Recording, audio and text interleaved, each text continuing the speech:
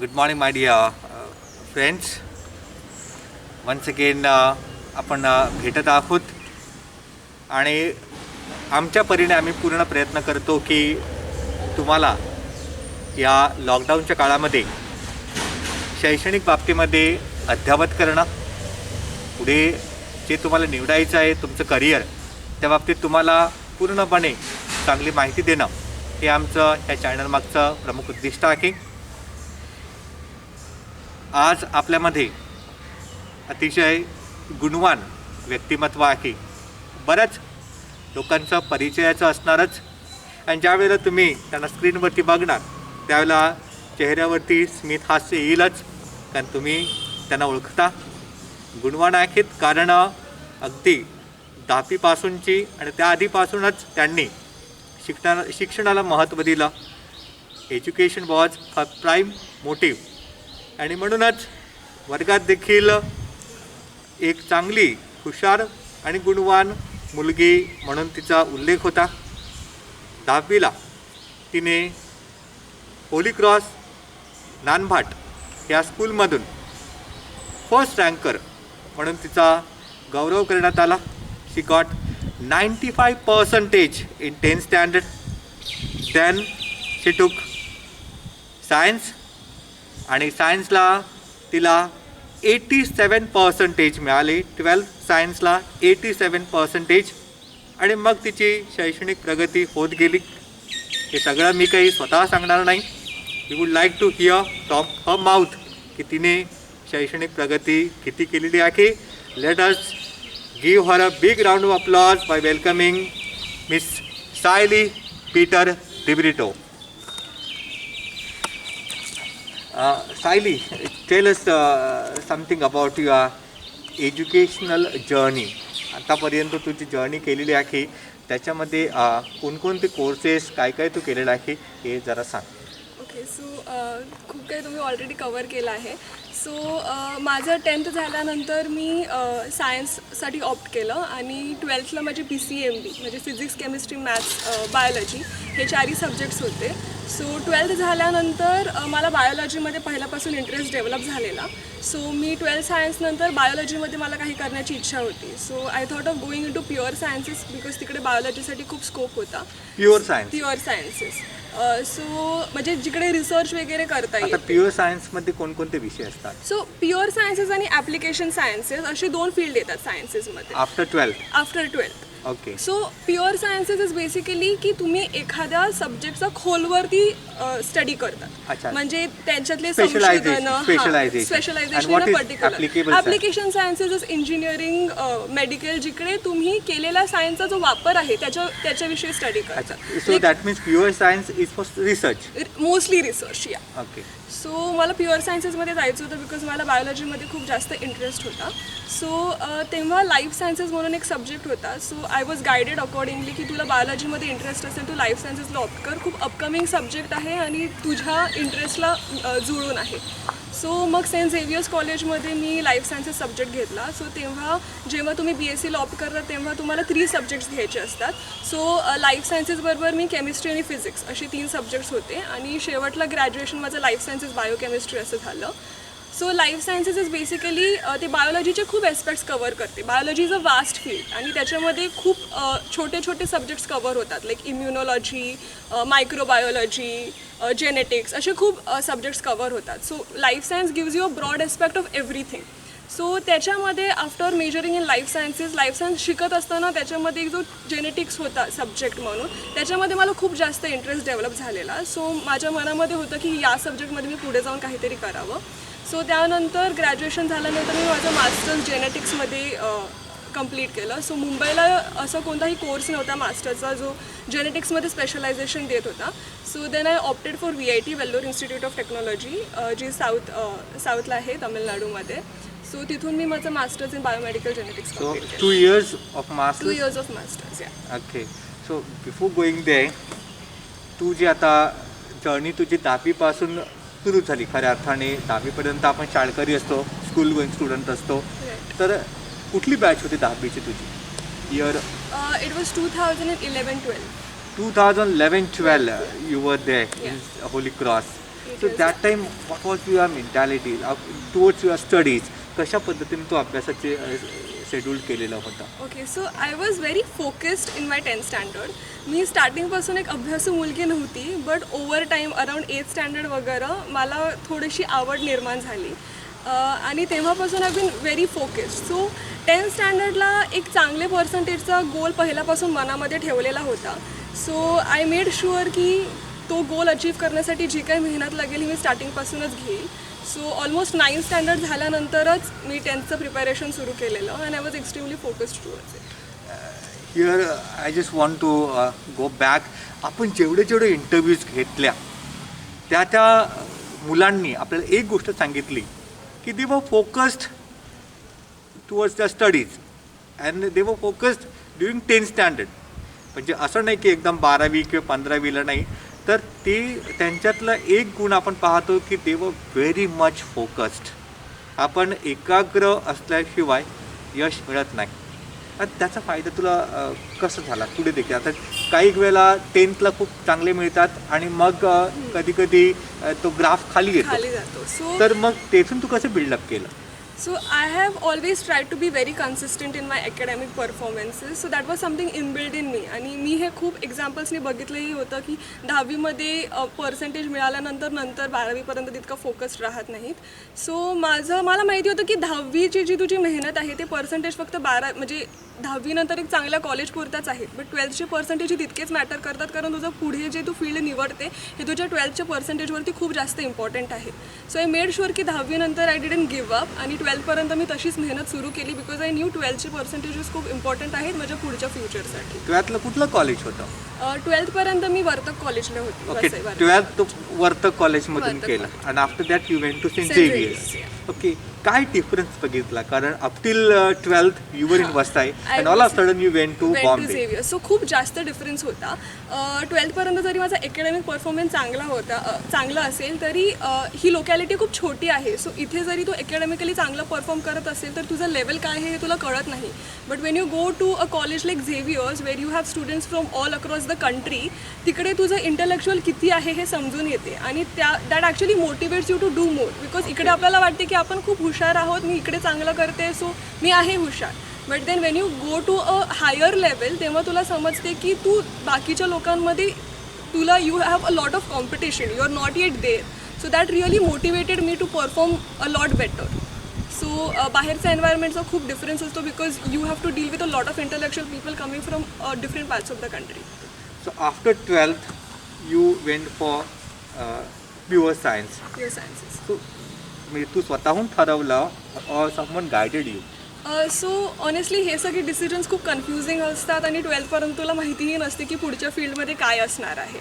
So आता 10वीनंतरही मी science अशासाठी घेतलेलं बिकॉज 10वीपर्यंत मला सायन्स सब्जेक्ट आवडत होता. So I went for science आणि 12thपर्यंत सायन्स बेसिकली काय आहे हे मला कळालं. सो त्याच्यानंतर I also got to know की सायन्स इज वास्ट, मी कुठेही जाऊ शकते. सो सायन्समध्ये तुम्ही खूप सब्जेक्ट शिकतात, physics, maths, chemistry, biology. So तिथे तुम्हाला एक आयडिया येते की तुम्हाला कोणत्या सब्जेक्टमध्ये आवड आहे, की if you are good at chemistry, if you are good at physics, और तुम्हाला काही जास्त वाचायला आवडते त्या सगळ्या सब्जेक्ट्समधून. सो आय ऑलवेज फाउंड की बायोलॉजी वॉज ऑलवेज इंटरेस्टेड मी. 12th स्टँडर्डपर्यंत मी बायोलॉजी खूप वाचत होती. सो मग मी विचार केला की इतका इंटरेस्ट असेल तर हीच फील्ड परसिव्ह करू म्हणून. सो त्याच्यानंतर आय कन्सल्टेड वन पर्सन जे त्या विषयामध्ये प्रोफेसर होते बायोलॉजी रिलेटेडच. सो त्यांनी मला सांगितलं की लाईफ सायन्स ही अशी अपकमिंग फील्ड आहे जी तुझ्या इंटरेस्टला मॅच करते आणि बायोलॉजीच कवर करते. So maybe if you take that you will get what you want. And luckily I opted for it and I am glad की I opted for it because it was actually what I wanted to do. तर बरेचसे जे आपले विद्यार्थी असतात, students, ते त्यांना आवड असते परंतु ते करिअर आणि जॉब रिलेटेड विचार करतात. म्हणजे त्यांचं शिक्षण घेण्याचा त्यांचा उद्देश काय असते की एक चांगली नोकरी मिळवणं, राईट? शिक्षण घेण्याचा उद्देश चांगली नोकरी मिळवणं असते. मग अशा वेळेला तू आवडीवरती जास्त गेली की करिअर बघितलं, नोकरी बघितली? नाही, मी ऑनेस्टली आवडीवरती गेली. त्या टायमाला मी करिअर म्हणजे मला ऑनेस्टली माहितीही नव्हतं की लाईफ सायन्समध्ये जाऊन मला काय करता येईल. बट आय वॉज शुअर की once I get to know what my interest is मला पुढे जाऊन काहीतरी पाथ मिळेल त्या फील्ड रिलेटेड. बट तरी मी मुलांना ॲडवाईस करेल की अगोदर सगळं बघूनच घ्या स्कोप वगैरे, बिकॉज माझ्या टायमाला लाईफ सायन्स खूप अपकमिंग फील्ड होतं. आता ती खूप वास्ट झालेलं आहे over the years. So opportunities खूप वाढलेल्या आहेत. सो आता तुम्ही कोणताही फील्ड बघितलं तर सगळंच ग्रो होत आहे. असं कोणताच फील्ड नाही आहे की तिकडे स्कोप नाही असं तुम्ही म्हणू नाही शकत. सो अ प्रॉपर रिसर्च सगळ्याच बाबतीत की माझ्या आवडीला जो सब्जेक्ट आहे त्याच्यामध्ये पुढे ग्रोथ ऑपॉर्च्युनिटीज काय आहेत, किंवा मी जो करिअर म्हणून किंवा दुसऱ्या गोष्टीसाठी जो पाथ निवडतोय, how would I land there, त्याच्यामध्ये जी मला शिकायला मिळेल ते मला कितपर्यंत आवडेल, किंवा त्याच्यानंतर मी जे काम करेल ते मला कितपर्यंत आवडेल, ह्या सगळ्याचाच विचार खूप अगोदर केलेला चांगला राहील. आता लाईफ सायन्स आहे. लाईफ सायन्स हा एक विषय पण त्याच्यामध्ये वेगवेगळे पार्ट्स आहेत, like genetics as you are saying. So can you give us some information about other parts की genetics एक झाला, दुसरा कुठला? So there are many parts actually. So life sciences covers everything that is there in biology. So एक part झाला immunology, which is the study of your own immune system. नंतर microbiology झाला. So microbiology life सायन्सेसमध्ये पण येतो आणि एक separate subject पण आहे microbiology, and it is a very important subject. तो पण मी लाईफ सायन्स इतका microbiology it is the study of bacteria, viruses, everything. आणि ते ह्या काळामध्ये खूप इम्पॉर्टंट आहे बिकॉज कोविडमुळे आपल्याला ते कळतच आहे की मायक्रोबायोलॉजी किती इम्पॉर्टंट सब्जेक्ट आहे. दुसरं जेनेटिक्स एक फील्ड झाला, which is the study of human body, human genes, which is again important. Neurobiology which is the study of your brain. So असे खूप सारे biology related aspects life sciences cover करतात. प्रत्येक गोष्टीला म्हणजे scope in a sense, do you think that every aspect has job? कारण आपण जी मुलं अभ्यास करत आहेत, आपली मुलं जे अभ्यास करत आहेत, and I am so sure, I am also convinced of that what you study should give you bread and butter. चांगला जॉब तुम्हाला देणं आवश्यक आहे. तर या सगळ्या घटकाला चांगले जॉब्स अवेलेबल आहेत का? True. So I would say की all of this fields are very upcoming. So upcoming field असल्यावरती तुम्हाला मेहनत खूप जास्त करावी लागते. सो इफ यू थिंक की मी एक डिग्री घेऊन स्टॉप होईल आणि नंतर I expect to get a good job, तर या फील्ड्समध्ये तसं होणार नाही. जर तुम्हाला खरोखर या सब्जेक्टमध्ये आवड असेल तर खूप जास्त डिग्र्या मिळवायची किंवा खूप जास्त संशोधन करायची ती ताकद आणि ते पेशन्स तुमच्यामध्ये असलं पाहिजे. Like all of this subjects are research based. So तुम्हाला खरंच रिसर्चमध्ये आवड असेल तर एक ग्रॅज्युएशन, पोस्ट ग्रॅज्युएशन नंतर डॉक्टरेटपर्यंत जर तुमचं एम असेल तर I would really think that you should opt for such subjects because this subjects require a lot of patience. So या सब्जेक्टला बाहेर देखील स्कोप आहे का?